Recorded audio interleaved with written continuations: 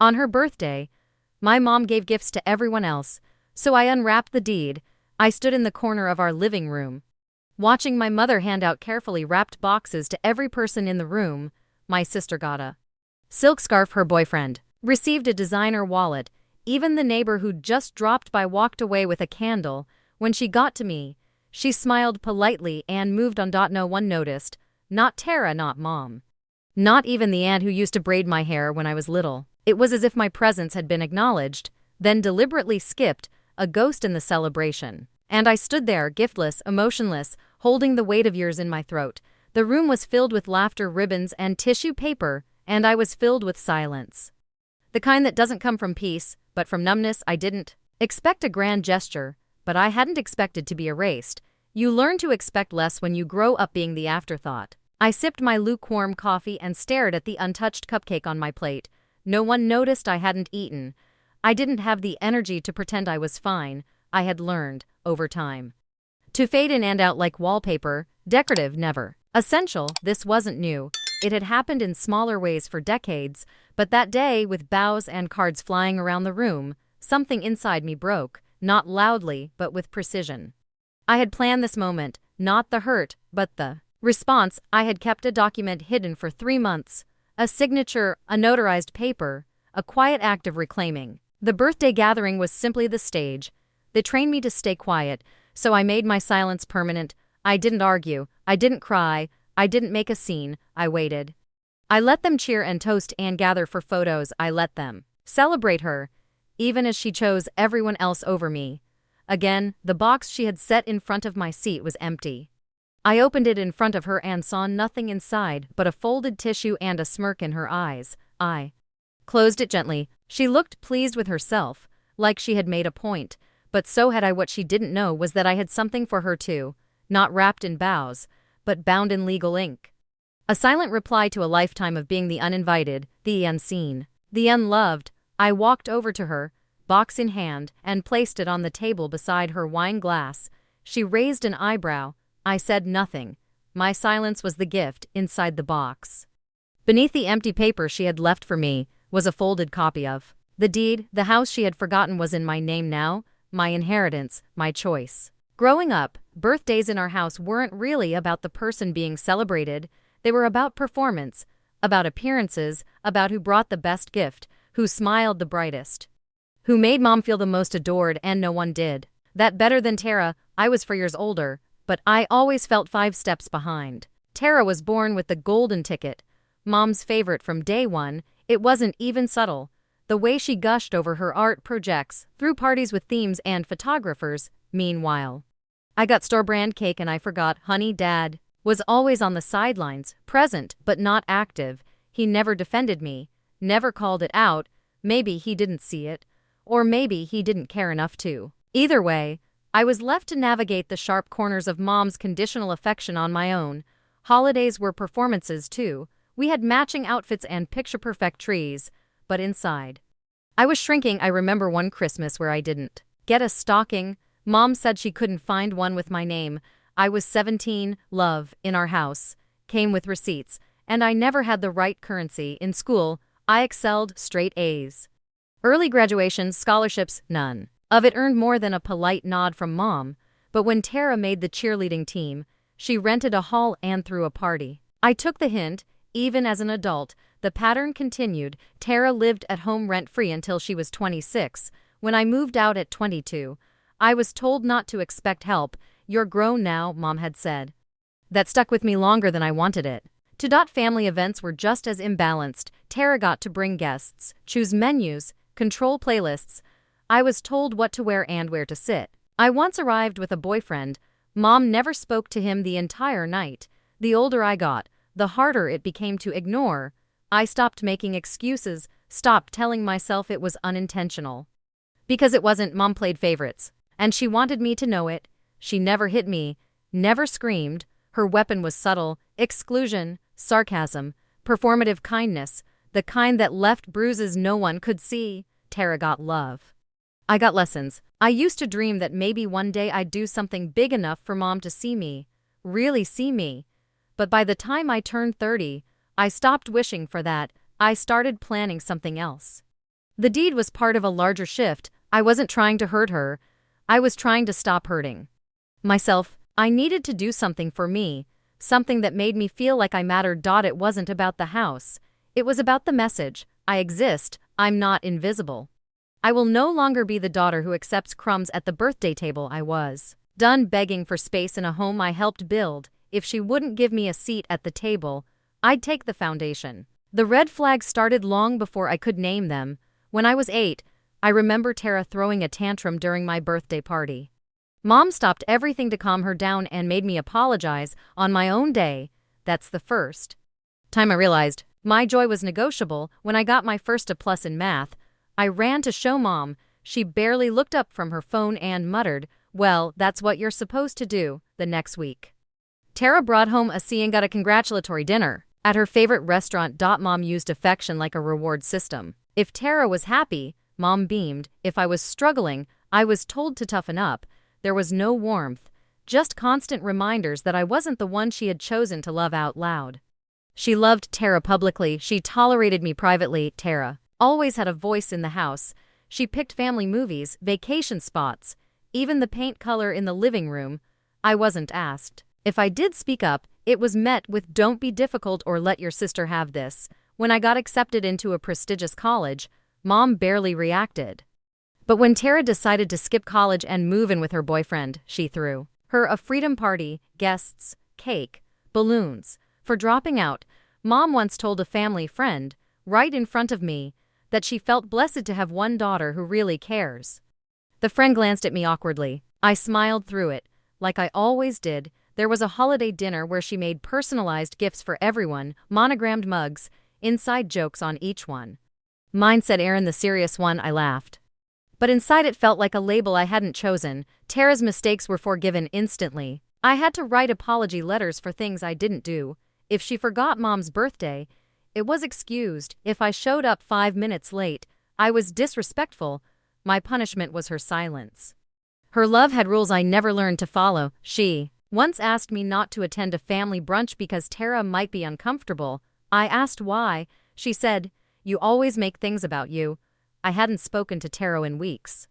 Even when I offered to help, cleaning, planning, anything, she acted like I was overstepping. But when Tara forgot her responsibilities, I was expected to step in. No thanks, no recognition. The last family trip I was invited to, Mom booked Tara a private room. I slept on a couch.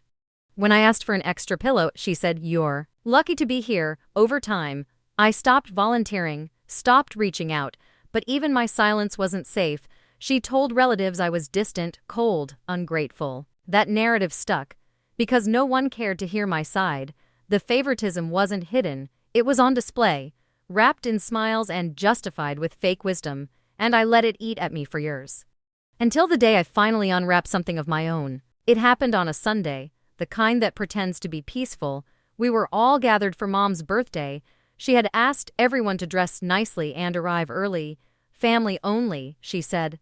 I was already bracing myself for discomfort, but nothing prepared me for what she had planned. The living room was decorated like a catalog, gold streamers, charcuterie boards, fresh flowers. Tara was in charge of music and spent the morning commanding attention. I helped set up. I always did. No one thanked me. Then came the moment. Mom stood in the center, a dramatic hush in her tone. She began handing out presents to everyone, not just a small token, actual wrapped gifts. Custom items, thoughtful selections, each one handed out with a memory attached. I waited, assuming she'd get to me. Even something small, a candle, a card, a joke. Instead, she handed the final gift to Tara's boyfriend and looked around, satisfied. Then she nodded and said, "Okay, everyone, drinks in the kitchen." She didn't forget me, she excluded me on purpose. People laughed and clinked glasses, not noticing that I was standing completely still. My hands were sweating, my ears buzzed. I looked around, hoping someone would say something. They didn't. Tara made a joke about me not needing anything because I already have my whole life together. Everyone laughed. Mom smiled. My chest felt tight. Then she placed a small box in front of me. I hesitated, unsure. When I opened it, it was empty, just white tissue paper. She looked me in the eye and said, "You've always been too serious about gifts, so this one's symbolic." It wasn't a joke, it was a performance, and I was the punchline. I looked down at the tissue, then back at her. She was waiting for me to react, waiting for me to play my role, the quiet, polite, distant daughter, but I didn't. I closed the lid slowly and nodded. My hands didn't shake, my voice didn't break, the rage wasn't loud, it was clean, cold. That's when I decided it was time. Time to give my own gift, not wrapped in paper, but in power. I had planned for this moment. I just hadn't known it would hurt this precisely. The betrayal wasn't just in the empty box. It was in every look, every silence, every cheer that passed over me like I wasn't there. It was the culmination of years of being the one she chose last, or not at all. That night, I sat in my car outside her house for 20 minutes before driving away. I didn't cry. I didn't scream. I just stared at the steering wheel, heart pounding. Wondering how I had let it get this far, the quiet in the car felt heavier than any words ever could. When I got home, I took the box she gave me and placed it on my kitchen counter. I stared at the empty space inside, the nothingness she had chosen to wrap in ribbon. It was too perfect, too symbolic. I almost laughed, but my throat was too tight to let the sound out. I didn't sleep that night. I lay in bed with the lights off, watching shadows move across the ceiling, replaying everything, the smirk on her face, the laughter from the others, my own stillness in the middle of it all. The silence wasn't peace, it was collapse. The next morning, I called in sick to work. I wasn't sick, not physically, but I felt fractured. Exhausted in a way that couldn't be fixed by sleep or tea or venting to a friend. I couldn't even speak the words aloud yet. How do you say? My mother humiliated me with a box of nothing. Sometimes the heaviest weight is the one you never get to name. I stayed in pajamas for days, ordering takeout, ignoring calls. Friends texted to ask how the party went. I left them on read. I couldn't find the energy to explain what had happened or why it wasn't new. I felt embarrassed for expecting anything different. I kept asking myself, why did I go? Why did I think this year would be different? I knew better, but there was always a small part of me, the child version of me, that still hoped. I sat on my balcony one morning with the box in my lap, the tissue still folded perfectly. I didn't know what to do with it. Throwing it away felt petty, keeping it felt masochistic. I set it down beside me and just let the wind blow against it. In therapy, I tried to explain how deeply the exclusion cut, even though it looked so small on the outside. My therapist nodded gently and said, "You're not overreacting, you're responding to a lifetime of emotional starvation." That line broke something open, emotional starvation.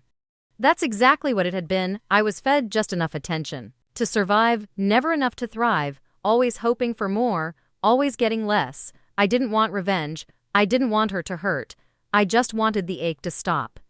The kind of ache that settles into your bones when you've been unloved for too long. I wasn't mourning a person. I was mourning the hope that she'd ever be a mother to me. For the first time, I realized the pain didn't mean I was weak, it meant I had finally stopped pretending it didn't hurt. And that meant something. I wasn't broken, I was waking up, and I was done making space for people who never saved any for me. The shift didn't happen overnight. It was slow, like thawing after a long freeze. I started noticing the spaces I had carved for her approval in my life. Every choice, every second guess, every apology I gave before speaking, it had all been shaped by her absence in disguise as presence. One morning, while organizing files, I came across the deed, the actual, notarized deed to the house, in my name. Mom had transferred it years ago for tax purposes, thinking I'd never act on it. I had quietly updated it months ago, just in case I ever needed a way out. Holding it now felt different. It wasn't leverage anymore. It was truth. It was something that belonged to me.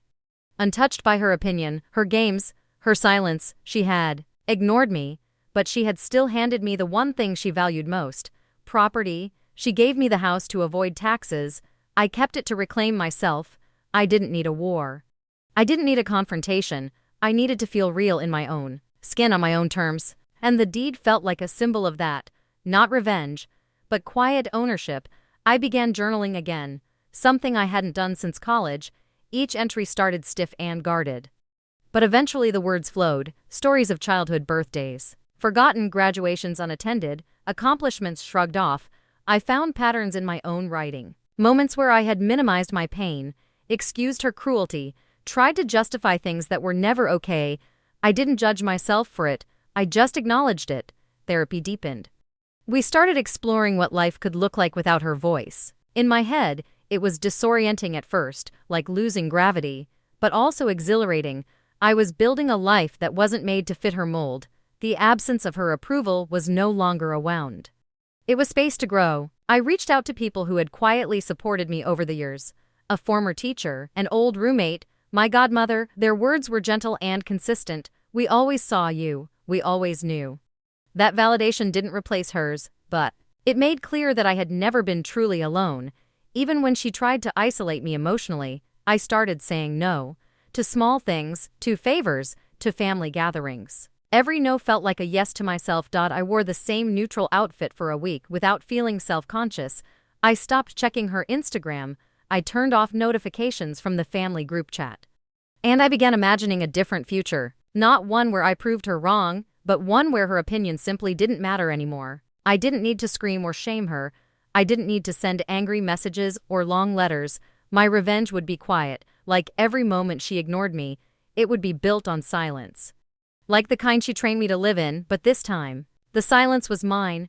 I met with a lawyer, not to stir conflict, but to finalize details. The deed was mine, legally, fully, quietly. I asked her to draft a letter to confirm that the house had been removed from any shared trust. It was clean, silent, irreversible. She gave me the deed by mistake. I made it matter on purpose. A week later, I placed the legal letter inside the same empty box she had given me. I wrapped it carefully, just like she had done, a box that once held nothing, now held everything. I didn't send it. I delivered it in person. I didn't speak when I handed it over. She smiled, thinking I was playing along. "Oh, you brought the box back." She laughed. I nodded once and walked away. Inside that house, her assumptions stayed intact. Outside, I got into my car and drove off, knowing that when she opened it, she'd see the one thing she hadn't expected. A transfer of power, not affection. Tara called 2 days later. "What is this letter?" she asked. "Mom's freaking out." I told her, calmly, the house was always mine. I just decided to make it feel like it. She didn't reply. She hung up. Mom didn't call, not a word. Just a passive-aggressive post on Facebook about some people forgetting who raised them. I didn't respond. I didn't need to. She taught me to accept silence. I taught her how it feels to receive it. The house sat untouched for weeks, eventually. I changed the locks, not because I feared they'd come, but because I didn't want to leave the door cracked for ghosts. I repainted the living room. The same walls where I'd been made small now held sunlight and quiet music. I invited no one. That peace was mine alone. Neighbors asked if Mom had moved. I said, "It's mine now." That was enough. Each day felt more like a homecoming, not into the house, but into myself. And the woman who once made me feel like an outsider now had no keys, no voice, no place. The house felt different now, not because of the paint or the locks, but because of the energy inside. The silence, once sharp and cold, had softened into calm. I walked barefoot on the hardwood. Windows open, music low. For the first time, it was my home, not just the place I had grown up, but the place I had taken back. I didn't redecorate in defiance. I did it in healing. The beige curtains, the dusty shelves, the framed photos of Tara everywhere gone. I kept one photo, me at 10, holding a birthday balloon, smiling too hard. I placed it on my new bookshelf as a quiet reminder. I kept the empty gift box too. I didn't throw it away.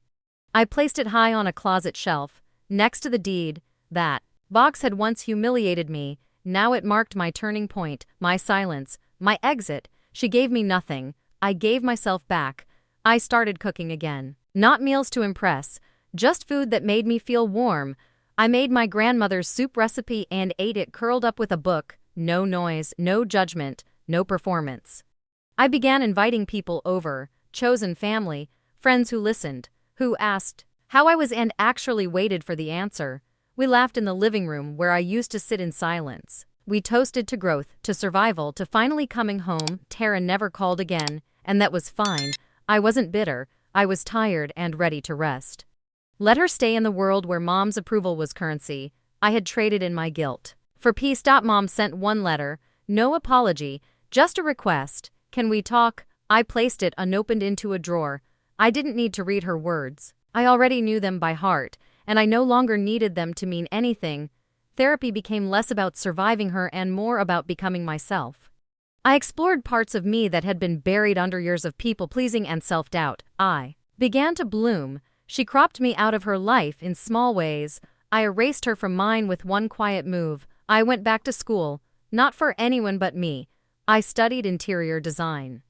The art of making space feel like it belongs. It felt poetic. Healing a house while healing myself. One afternoon, I stood by the window, light pouring in, holding a cup of tea. I looked at the doorway where she once walked through and realized I no longer flinched. She was gone, and so was the fear, the ring she gave Tara, the gifts she lavished on others. None of it mattered. They could have the things I had. The truth, on her birthday the next year, I lit a single candle in my kitchen. No party, no noise, just me and peace. I made a toast to myself, and I placed the empty box on the table, this time filled with light.